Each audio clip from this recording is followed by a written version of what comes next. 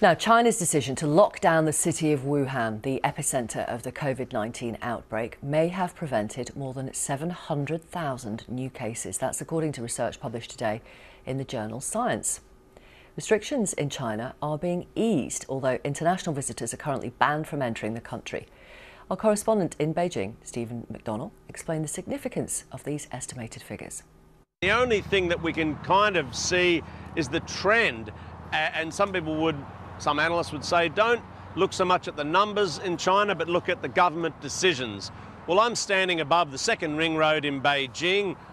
We might apply the second ring road index, if you like, where you can see cars are still coming through here. It looks like they're flowing, well, reasonably well. But the thing is, because they're flowing, it's not the slow-moving traffic, the almost gridlock we would usually expect here. So you can kind of see how we're heading back towards normal here in Beijing, but not all the way, if you know what I mean. And that, again, would seem to indicate that the authorities are pretty confident that they have this under control.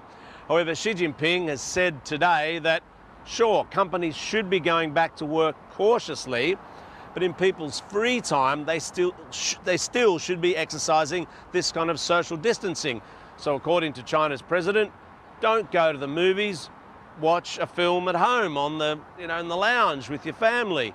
He said to restaurants, they should be capping the number of diners at any particular time to try and, again, minimise the social interaction here, because they're worried that as people come in from overseas, we're getting these infections in the form of overseas arrivals. That could be a new spike in cases here. I mean, today there was a case of a Chinese student who's come in from the UK, returned to Wuhan, would you believe, where this all started, and he's tested positive. So even in the city where this crisis began, there's the potential for a new spike in cases in the form of overseas arrivals. Stephen McDonald reporting.